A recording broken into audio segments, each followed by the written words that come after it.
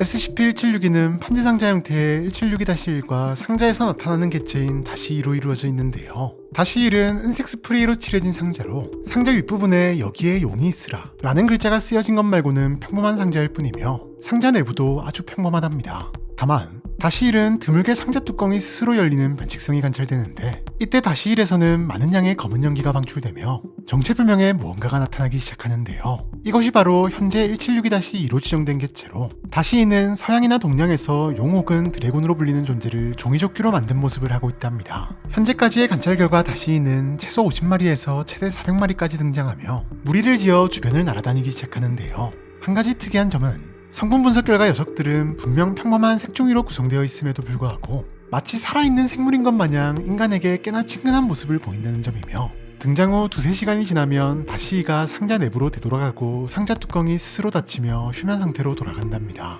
1762는 재단 연구원인 다케나카 요시히로에 의해 처음 발견되었는데, 그가 집 창고 정리를 하던 도중 갑자기 -1의 변칙성이 발현되었던 것인데요. 물론 그는 왜 변칙성을 가진 상자가 자신의 집 창고에 있는 것인지 영문을 몰랐기에 연구를 위해 곧바로 재단으로 가져왔고 자연스레 SCP로 등록되었던 것이었답니다. 자신의 집에서 발견한 SCP여서였을까요? 다케나카는 왠지 모르게 1762에게 관심이 생겼고, 초기 연구가 끝나고 접근 제한이 풀리자마자 1762에 대한 연구를 진행, 생각지도 못한 성과를 얻는답니다. 다케나카가 연구를 시작한 후부터 -2가 사라진 다음 상자 윗면에서 글자가 나타나는 현상이 발생한 것. 초기 연구 당시 몇몇 박사들이 -2가 상자를 통해 다른 세상에서 온 생물일 가능성을 두고 -2의 몸에 녹화 장비를 장착하거나 -2를 통해 녀석들의 세상에 메시지를 보내려 한 시도가 모두 실패한 것과 달리 되려 그쪽에서 먼저 메시지를 보내온 것이었는데요. 그리고 그 메시지는 1762에 대한 새로운 단서를 알려준 것은 물론 다케나카가 까맣게 잊고 있던 어떤 기억이 떠오르는 계기가 되었으니,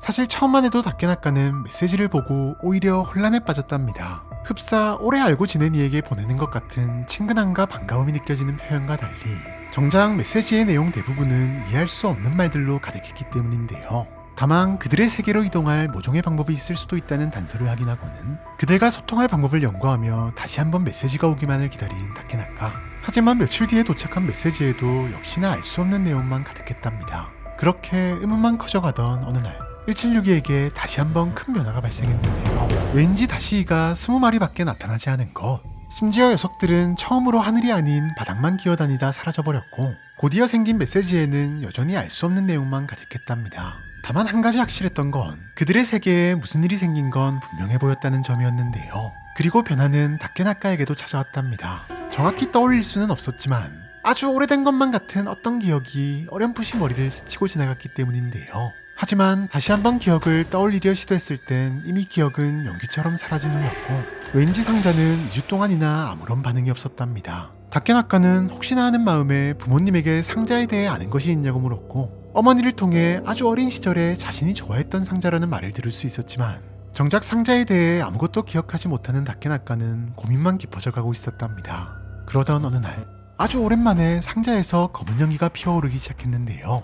그리고 잠시 후 10마리의 다시 개체와 함께 노란색 공 모양의 구겨진 종이가 상자에서 튀어나왔답니다. 공 모양의 종이는 5초 동안 격렬하게 흔들리더니 이내 얌전해졌고, 다시는 곧바로 공 모양의 종이를 들고 상자 속으로 사라져버렸는데요. 처음 겪는 현상에 다케나카는 즉시 메시지를 확인했고, 빠르게 메시지를 읽어내려가던 도중 거인이라는 단어를 본 그는 순간 그동안 까맣게 잊고 있었던 어린 시절의 기억이 떠오르기 시작했으니